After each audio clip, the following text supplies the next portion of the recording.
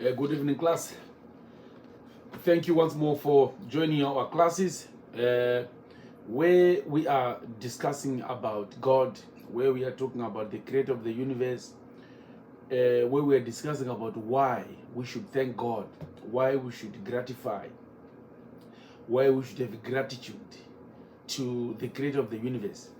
So I just want to thank you so much, guys, for being in this journey where we are kind of playing a theodicy. Theodicy is defined as an attitude where people are defending the position of God in creation, where we are saying God does not make a wrong, and God can't be wrong. It's either we don't understand God because we fail to study God, or don't have enough knowledge to discern what He is doing. So our topic today is on science and gratitude. What does science say on gratitude?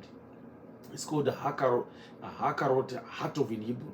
Some people will say, why are you saying Ha-Rav in Hebrew? We don't want Hebrew language. No, it's just like Shona. When I'm learning a language, I should speak it. So I just like someone is learning the Vele, someone is learning English. English is not my vernacular language, but I speak in English. I learned it, so I'm learning.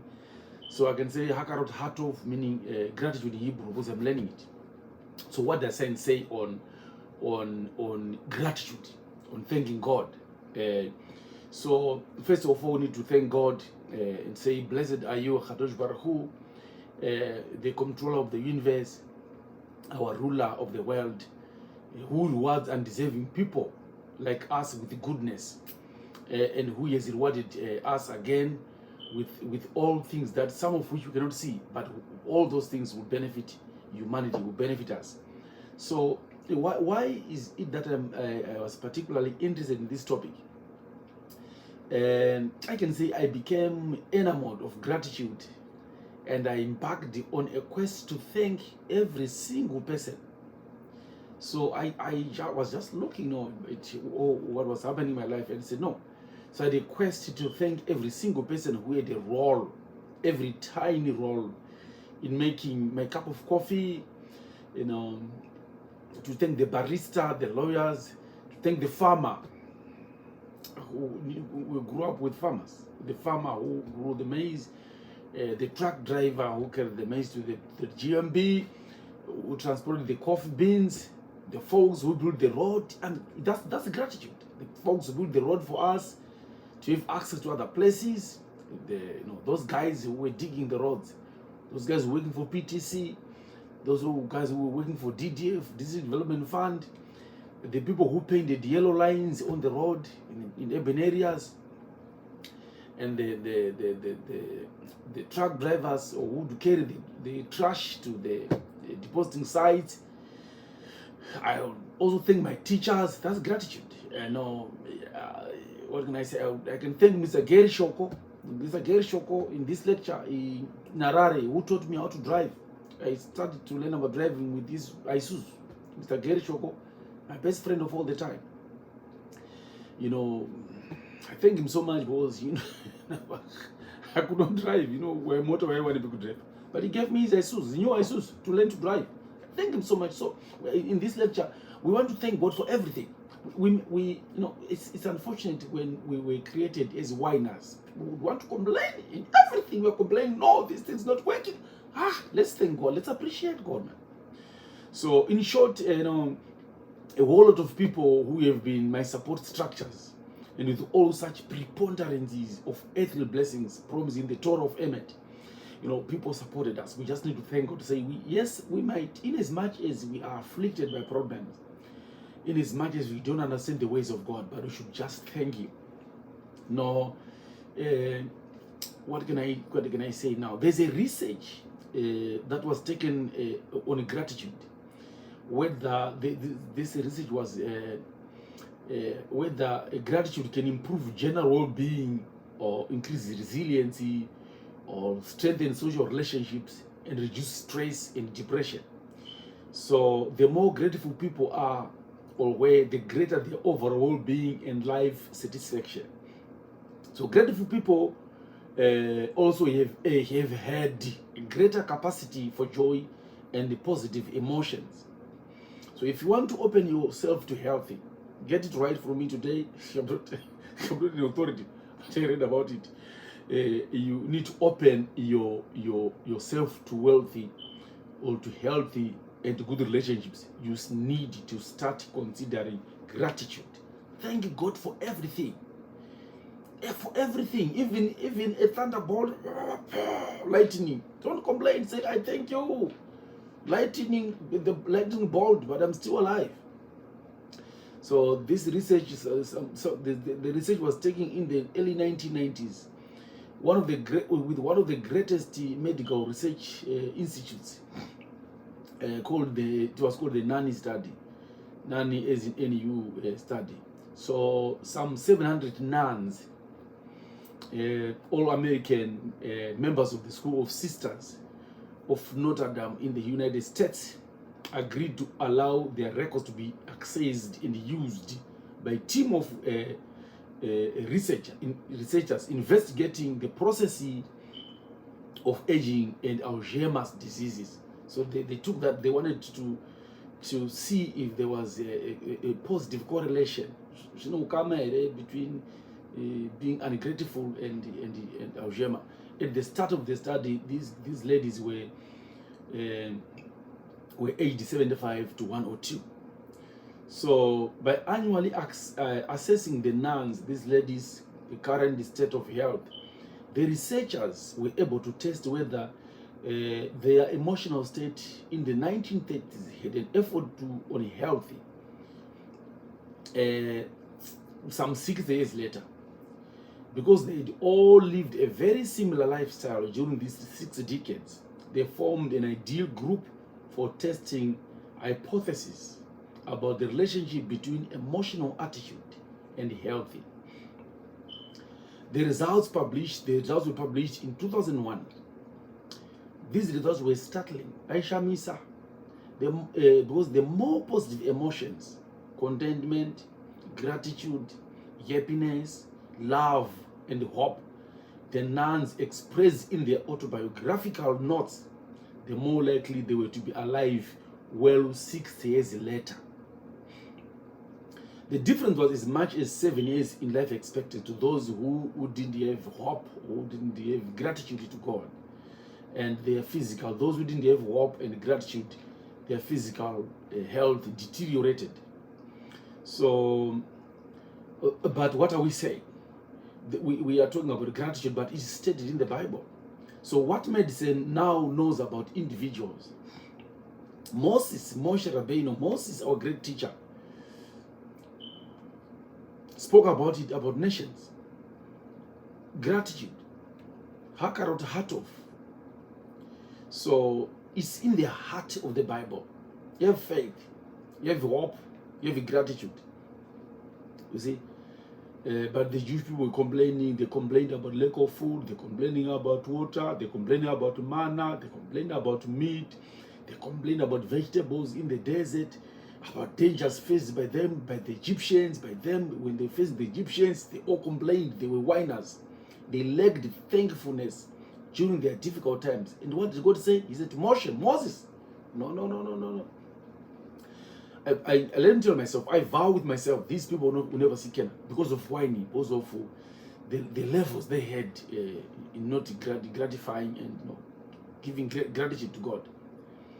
A greater danger still, Moses would be a leg of attitude during the good times. A greater danger, Moses went to God to say no, but God said no, because they demon of disbelief, they will not go to Canaan.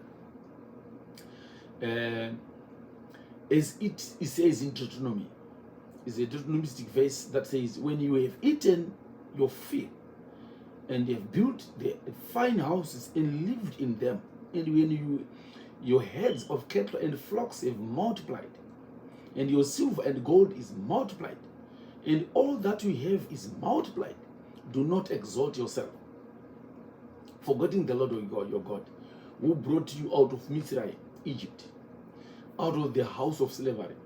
Don't say to yourself, my power and mighty of my own hand gained me this wealthy. I'm firm. I'm very firm, wealthy, I'm a famous young man because of, no, it's not you. Know that it's God. So gratitude is very important. There's a story that was told by my uncle, definitely, definitely Ntendi. He said, definitely one day he said to me, Mash, the problem we have is some people have a negative mentality. When people have a poverty mentality or negative mentality, even in the midst of abundance, they'll find lack.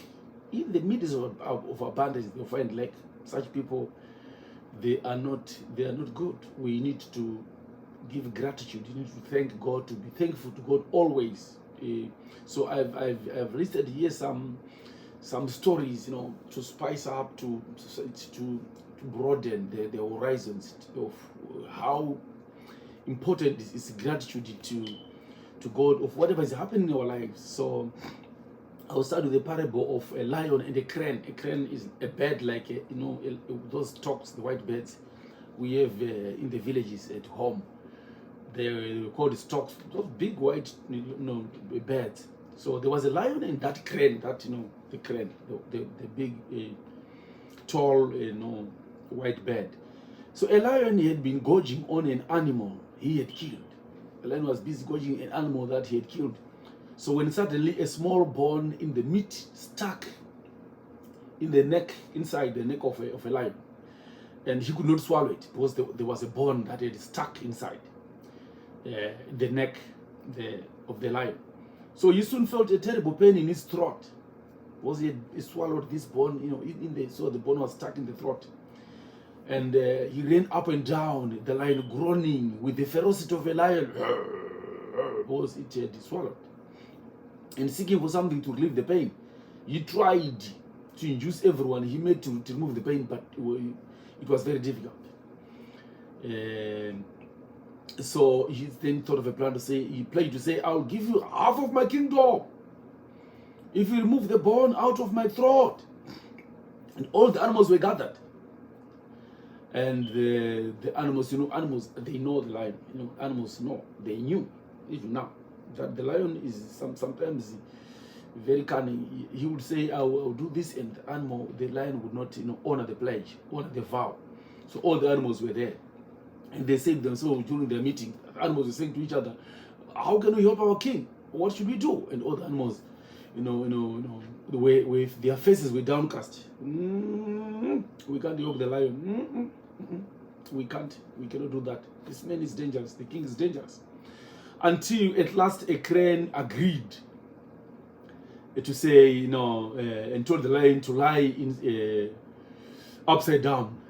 The lion, so the crane, the bird, told the lion to lie upside down, and so that the long neck of the crane would reach the bone in the throat.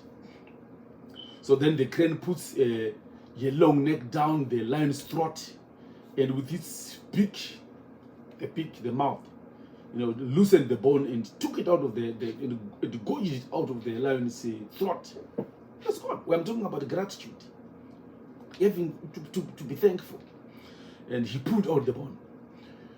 Now, when all the animals ululated, the birds were flying there, and monkeys were jumping from one tree to the other, the chimpanzees, the baboons were happy to say, let's see now if the lion can give you half of the kingdom, half of his kingdom. So, and the crane was happy, he said, will you kindly give me the reward you promised me, Mr. Lion, the king of the jungle, said the crane. So the crane. The lion grinned and showed his teeth and said, be content. Have you put your head inside the lion's throat, his mouth? You went deep in the throat, you went deep into my mouth, and you took out a bone out of me, and you came safely. That ought to be enough. You went inside me, and you took away a bone from my throat. You came out, it's clean, no wound. You should be thankful. Because I'm a lion, I'm the king of the jungle, I would have swallowed you. So you must be very thankful that you were in my mouth and I allowed you to be out. What more would you want? What kingdom is more than that? And the lion said, what does it benefit a man to gain the whole world and lose his life? I would have given you the whole world, like I had promised. but you'd have lost your life inside me because you went in my mouth and you come out smart. So what's the problem? What's the problem? The same applies to us. The lion told the crane to be grateful, to have gratitude. And the lion said, the crane, the bird, go and thank God. You must be very grateful because you came in my mouth and you came out smart. What do we say? We live in this world, we live in this universe where there are problems and there are threats of death every day. Every day death is here. We are a second away from death. But we at the end of the day, we are all alive.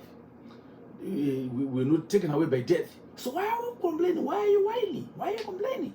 We want to be happy. So that's the story, that we live in this universe, and every day there's a threat of death, but we are still living. God is protecting us. God is healing us. So why are we complaining? So that will take me to another story about a farmer who visited the sage, the rabbi, complaining that his house was too small. I live in a small house. I live in a ramshackle. The man can't stand all the noise of screaming of his wife and children. So he went to the rabbi to consult, what should I do? The rabbi tells the man to bring chickens to live with them in the house. The rabbi said, go and take chickens, put them in the house. He said, no, but I'm complaining that the house is small. How can I bring in chickens? The man was baffled. But what can he do? The next day, the man goes back to the rabbi to complain that the situation is deteriorated. The rabbi tells him to bring a goat. After the chicken said, no, you said the noise, they said the situation has deteriorated. Noise was too much because of the chicken. They said, now bring the goat inside the house, and the goat was brought. Next time he said, bring the cow. Then the man reports that things were even worse. Things went from west to more west. Then finally the Rebbe tells the man to turn all the animals back to the yard, which was done. The next day the man ran to the rabbi and said, Rabbi, life is better now. Everything is, I took all the chickens out, the goats and the cows outside. I'm the happiest person now. I'm relaxed. And the best night ever. So the point of the story is, of course, is that we should focus on the things we have instead of things we want and things we don't have. Don't be frustrated with things that are not there. Let's do what we can and God will do what we can't. Let's have gratitude. Let's appreciate the things that we have. Let's be thankful to God for the things that He gave us. There's more to life than that. So we need to thank God. This guy then said, Rabbi, life is now, I'm living in a garden life. Life is more interesting now. So that's all about gratitude. We need to thank God that instead of complaining and whining, we are alive. You have your kids. At least you are alive. At least we are there. What proof is it that we are going to get what you want? Because you are still living. You are still alive. So the last story is about a teacher, a sage, whose livelihood was kind of difficult.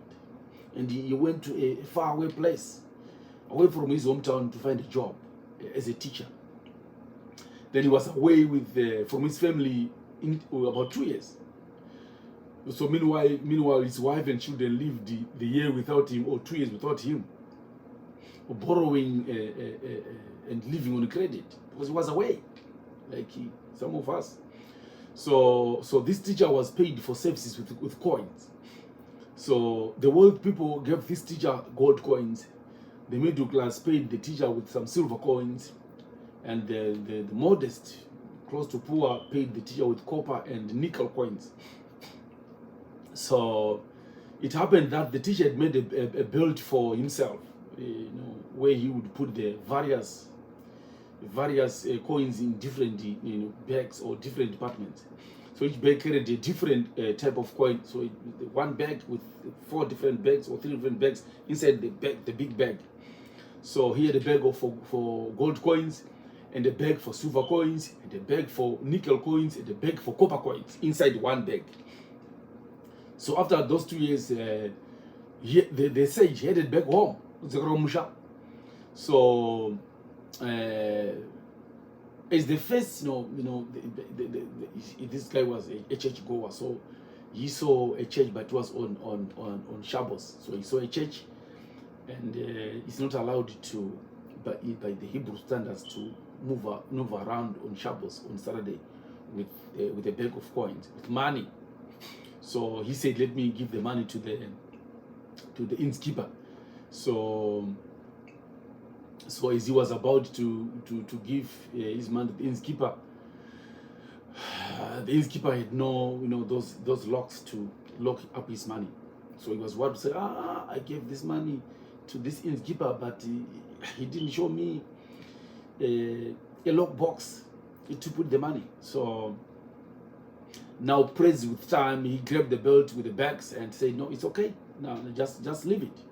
And also he went to Shabbos, he went to the synagogue, so they was praying. But all this time, his heart was not in the synagogue. His heart was with the innkeeper. To say, I left the man with the innkeeper, and all the time was thinking about his back. So after the teacher, after this guy finished prayers, he went back to the innkeeper, and he said to the innkeeper, can you give me the money? Then the innkeeper brought the bag with gold coins and copper coins and opened the bag and said, here are your gold coins. They counted the gold coins together. The number was good. The copper coins were counted, good. The silver coins were counted, good. The nickel coins were counted. And now the sage said, the innkeeper said, why are we not counting the copper coins and the silver and the nickel coins? Because when you saw that your gold coins, I did not see your gold coins, they were still there. And we counted the copper coins, and they will see the same number.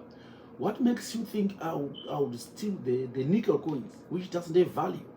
When your gold coins are there and your copper coins are there, the same number, the same figure you gave me, $10 of gold coins, and when you gave me, there were $10 gold coins, $10 copper coins, and the rest. But now we counted the gold coins and we counted the copper coins. They are all the perfect. No one stole you. No one stole your money. Why are we counting?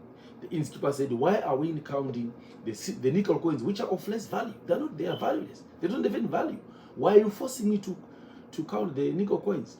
And the innkeeper said, there's no reason for us to count the nickel coins, because already when you have your gold coins, there's sure that your nickel coins are also there. This story is very important. The same applies with God and us. The gold coins we are given by God is life. Life is a gold coin. When you wake up in the morning and see that you have a gold coin, your life is there. The second thing about your life is you are healthy. So why are you worried about not having a job? Why are you worried about these other things? When you have woken up in the morning and discovered that you have a gold coin, you have a life, and discovered that you are healthy, why are you worried about lost God? Why are you stressed when you have a life, a gold coin, when we are healthy? Because many people spend the whole life, chasing the money. When they chase that money, after the rest of their lives, they are chasing for the money, pressing the money. When they would have grabbed the money, they used that same money to chase for health. They were chasing the money. And when they get the money, the body is exhausted. They have ill healthy. Now they use that money to chase for health. So what are we saying? We are just saying that we need to be thankful to God, just to appreciate God that we have a gold coin. The life that we have, our souls are still in our bodies. We are healthy. Another level of a coin, the copper coin. So why worried about a nickel? Why worried about a silver coin, which is useless? So that is what we have. That is what I have. The last story is about a foolish pooper. A foolish pooper is told in the Midrashi. This guy was once traveling along the road, carrying a bundle of his worldly belongings. A pooper, a lunatic. So as the beggar he was so tired. So he saw a car, a scotch cat, not a car, a scotch cat. And the scotch was already overtaking him. Then he said, yeah, whoa. And the driver, the scotch cat driver stopped. And a few minutes later, the nobleman said to the pooper, to the lunatic, the beggar, just jump in, my friend. And he jumped into the car. So the driver started to drive the donkeys. And a few minutes later, the nobleman turned around and saw the beggar sitting with his bundle. You know this story from, it was when I was doing grade 1. So he looked back and he saw the beggar sitting in his bundle, balanced precariously on his sagging shoulders. The bag was still on his shoulders, somewhere here and somewhere here, some on the head, but it was sitting in the cart.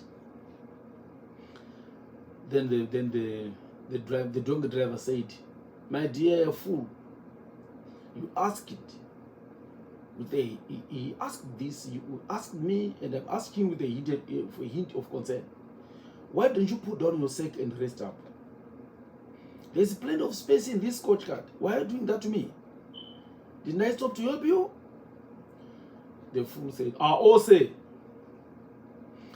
it is generous enough for you to give me a ride. I would not trouble your horses, who are surely overtaxed and overburdened, to carry my poor belongings as well." So you know the story. The dog driver said, "The silly young man," said the magnet, "don't you realize that even if you put the pack on your shoulders, it is still being carried by my carriage, by my scotch cart? Even if put down, my dogs will still carry it. There's a lot of space in the scotch cart. You fool, wake up." At times we are like that poor beggar.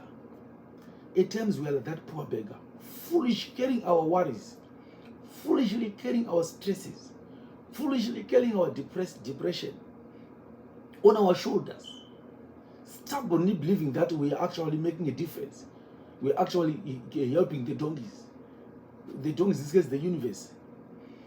That's not like that. If we take a moment to recognize that God constantly carries the entire world, God constantly carries the entire universe, including our cares and concerns, we can relax our shoulders confidently and secure happiness, and secure middle, and secure gratitude. We need to relax and say God is carrying the universe on his shoulders. So why are you carrying your burdens? That's why the verse says, take your burdens and pour them onto to the creator of the universe. All right, guys, thank you so much. So it was about gratitude and what science says about gratitude. The scientific, the science is science fact. These are facts. So thank you so much for this lecture on what science say on gratitude. Heart of being grateful to the Lord for what he is, understanding and knowing that he is the driver of the universe. He is the driver of the bus called the universe. We are just the passengers. The driver of the bus is class 2 license or class 1, whatever, I don't know the license, but he has been trained to drive. You are just sitting on the bus. You have faith on him that he will take us to our distances. He knows what he's doing. Thank you so much, guys, for coming to this lecture. We were gratifying and giving thanks to Akadosh Baruch Hu, saying, as Theodis guys, to say, we thank you, Lord, and we know what you are doing. Even if we slightly lack that understanding, but we should be thankful to him, to say, whatever God does for the best. Whatever God does for the best. And that's it. Amen, amen, and amen.